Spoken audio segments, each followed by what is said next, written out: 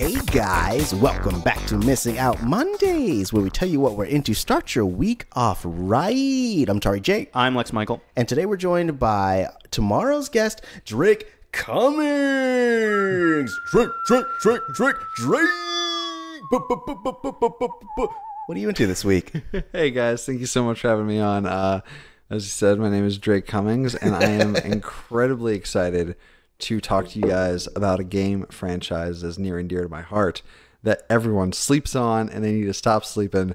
That is the game franchise Yakuza, coming from Japanese developer SEGA. Mm-hmm. And the reason why I'm bringing this to Missing Out Mondays and not the full one is because frankly, it's ridiculous for me to ask you to play like a 40-hour game in like a week, let alone like 7 of them, because that's how many there are in this franchise. Oh no. And like you have like a point of reference to like go off of, so I didn't want to just lecture to you guys for an hour about it on the main show. So instead I'll lecture to you guys about it for like 10 minutes on the show. Good. So the Yakuza franchise started way back on the PS2, but it has since been remastered for the PlayStation 4, all of them. It starts with Yakuza 0, then Yakuza Kiwami 2. They're about to put out the HD remaster of 3, 4, and 5, and then Yakuza 6 was released originally on the PS4. So you can play this whole franchise on the PS4 pretty soon. And you know, Yakuza 0, 1, and 2 will take you a very long time because they're very long games, so don't worry about waiting until 3, 4, and 5 come out in the West on the PS4. It'll be there by the time you finish, I'm sure. It's a franchise that is kind of hard for some people to get into because it is only Japanese VO, English dubs. So it's a foreign game. It has been released in the States. You can go and pick up a copy without having to import it, but you're going to have to read subtitles. I'm dyslexic, so I normally stay away from things where I have to read subtitles, but like Yakuza is too good to pass up. It is a story about a man, Kazuma Kiryu, who works in the Yakuza. He's a gang member of the Yakuza, desperately trying to get out of that life, but things keep pulling him back into the life of Yakuza. There's kind of like an overall theme with my 2 picks this week. It's about people, you know, trying to get out of a life that they've been trapped into. Yeah. And it's so interesting because Kazuma, he's older. In 0, you play as him in his heyday in the 80s, and the Yakuza 1 is like in 2005. And like he's an older Kazuma, and like all the new young gangsters like think he's just an old man and don't respect him. Then all the old heads are like, you know, like, whoa, we respect you, but you can't walk out of here. Like, it doesn't work that way. And so it's this constant struggle between him trying to find this new identity and still like not really knowing how to do anything else except be a gang member. It's fascinating, and it's also, if you're interested in Japanese culture, it's super in your face. Like it's there's so much to absorb. Every game takes place in the same city. You don't drive anywhere. You walk around everywhere in this Japanese town. All the streets are like condensed and packed. There's so much to do. You can go into almost every store. All the store shelves have like all the things on them and stuff. You can do a variety of different activities in this game. You can go golfing. You can go play pool. You can go play cards. You can go to this like the lady clubs. You can go to adult video stores. You can go to arcades. You can play old classic Sega games in this game in the arcades. Wow. You can get involved in real estate management. Like there's so much to do here, and it feels so lived in that like you really get a vibe that each town, even though each game takes place in the same town, like it becomes your second home, where you're just like, I love this town. I love the people in it. I care about the community here. I want to help this guy with his real estate project because it's like it helps the city. And like all the side quests in this game are so interesting because they're all character driven, and you really just get to know all the eccentric people that live in this town in a really, really great way. The story is incredible. It is whimsical at times and deadly serious at other times. It's like my other pick later in the week. It does a great job of balancing the irreverent with the very, very serious in a really great way.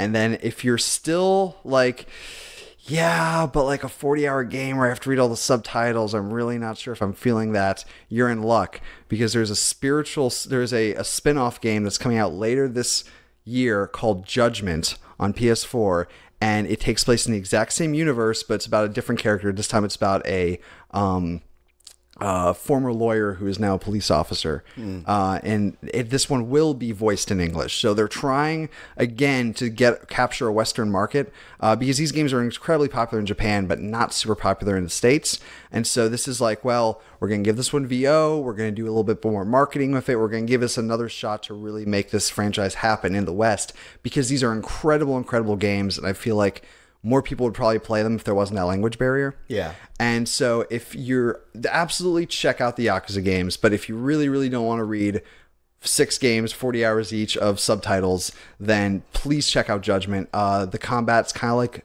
beat 'em up style, like there's combos and stuff, and it's kind of more like a 3D Streets of Rage type thing, but the combat's it's deeper than your standard beat 'em up, and you do level up and you gain new abilities and things like that. So it's incredibly fun. The story's incredibly good, and yeah, if your only problem is the language barrier, check out Judgment. No excuses. If you own a PS4, learn Japanese, fuckface, or just read the subtitles. You know. No, learn Japanese, you uncultured piece of shit. No excuse. If you own a PS4, check out Judgment or the Yakuza series. I think Yakuza 0 is like $20 or $40 or something. It's, they're not, none of them I think are full price. Okay. So. That's awesome. I've heard people talk about the Yakuza games on Twitter. Like, I have a bunch of gamer friends who are like, "Oh my gosh, Yakuza is so good." So I'd definitely be down to check it out. It's true. It's very good. Yeah. Yeah, that's what I hear. Guys, this week I'm into this. I'm into a Hulu original series called Shrill. It is starring Adie Bryant. It's based on the memoir of the same name, and it's the thing I like about the show is that it has a very real feel to it, even though that some of the characters are a bit more, I guess, extreme than I think you would expect in a grounded show. But it also has a very big body positivity feel to it. There's in the 5th episode of the season. It's only a 6 episode season. In the 5th episode, there's a great pool scene where you get to see all these different body types, just living and being comfortable in their own skin, and you don't see that on television ever. So I really like that aspect of the show. And just, it's funny. So I highly recommend it. Check out Shrill on Hulu Originals. That's the one. Oh boy. Adie Bryant is so good. Is each episode 30 minutes? Yeah, just 30-minute show. Yeah, I love that when the first season's 6 to 8 episodes, because it's that's a much smaller time commitment because there's so many new shows nowadays. So it's the best way for me to roll the dice on you is be short enough where I can be well, even if I didn't like it, it was only 3 hours to finish the whole thing. So right. And you can tell a concise story as opposed to being well, I guess I gotta make this 13 episodes and fill some stuff in. Sounds good to me. Or 22 episodes and you're like, I guess we're gonna have a shark beat up a gorilla. Yep. Lex. I've seen it. It took me a second. I was like, what show is that? That sounds dope, but I've seen that. Is that the Flash dig? Yes, it was. Look, I enjoyed the episode. It's seasons are too long. They're too long, guys. That is true. Anyway, Lex, what are you into? All right, so I think my one big hipster no, I like IPAs. My other big hipster thing is that I have a vinyl collection and an old, aesthetically old-timey looking record player. That is relevant because super, super recently, within the past week, Mondo released on vinyl for the first time ever the soundtrack to the Buffy the Vampire Slayer musical episode Once More with Feeling. Buffy's a show I love a great deal. Buffy was actually the show for a long time I didn't watch TV, not in a pretentious I'm above that kind of way, but more in a I wanted to watch a whole bunch of movies and I wasn't necessarily that into the idea of committing to something that long form. That was the show that made me go, oh, okay, I guess I'm a TV person, huh?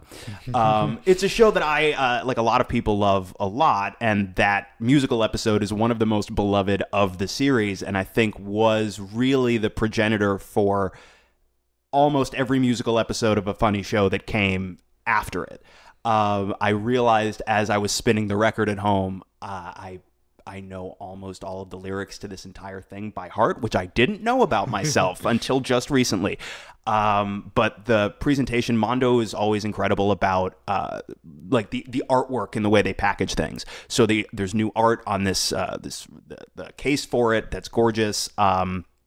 There's a cute, they keep the liner notes and all the lyrics in this playbill, like it says sleigh bill. It's adorable. I get it. But if you've never seen Buffy the Vampire Slayer, I don't know how much of it works without context. I like all of the songs a whole bunch. I think they're all super catchy, but it's also crazy impressive to me that Joss Whedon wrote all the music and lyrics himself and taught himself apparently multiple instruments to do so. If you're a fan of Buffy, you don't need me to sell you on this soundtrack. You're a fan already.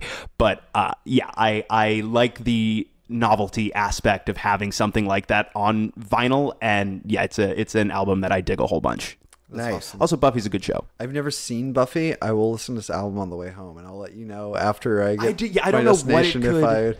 if I still dig it or not. That's interesting. It's an interesting experiment. Bear in mind that very few of the cast are professional singers.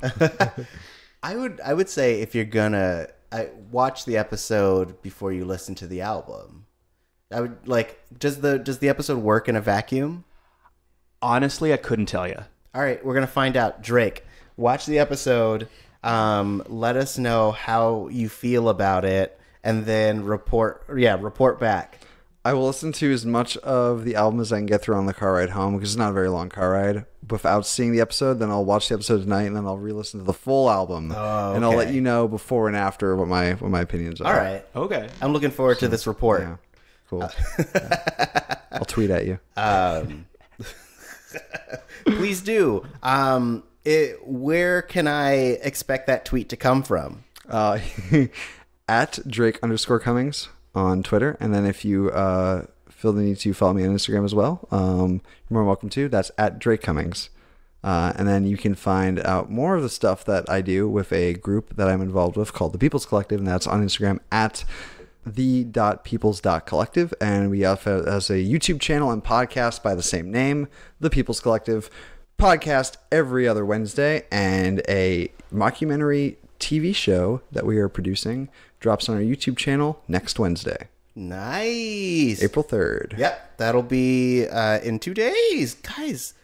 Guys, and it's not a joke. I know it's not New Year's. I know it's April Fool's Day. It's dumb New Year's. It's dumb New Year's. Ooh. No, guys, check it out. Check out their podcast. It's super fun. You guys were on the last episode. We were. It's a good time. Not to toot our own horns, but we made yuck-em-ups on that mic, baby. Yuck-em-ups. Yuck-em-ups. Is that what we're calling jokes now? Yeah, that's the original. That's where jokes come from. It's you shorten the yucca. Yeah. It's a soft J. Can also be a J. That's why. Yeah. And then you make it jokes. Is this some April foolery or is that true? I don't know. Who knows? I can't tell you. Waka waka waka. All right, stop it.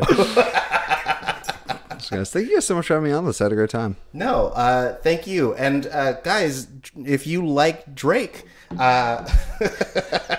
I don't know why I started it that way. Guys, and Drake will be joining us tomorrow. He's going to be bringing in Blind Spotting, the 2018 movie starring Daveed Diggs and Rafael Casal. So, guys, it's going to be a really great conversation about a really great movie. So make sure you check it out. Until then, Lex, where can people find you? I am on Twitter and Instagram at the Lex Michael. Awesome. And I'm at Tauri Jay, Taurijay. More importantly, you can find this podcast at Missing Outcast. That's MISSINGOUTCAST. Guys, thanks for joining us. No question of the week because I got lazy. So... Wait, for your question of the week, you should ask people what their favorite April Fool's prank is. Oh my gosh. For this week's question of the week, coming straight from Drake, what's your favorite April Fool's Day joke? What's your favorite April Fool's Day prank? Let us know on Twitter. Good. I lost all steam. I'm dead. Guys, I'm dying.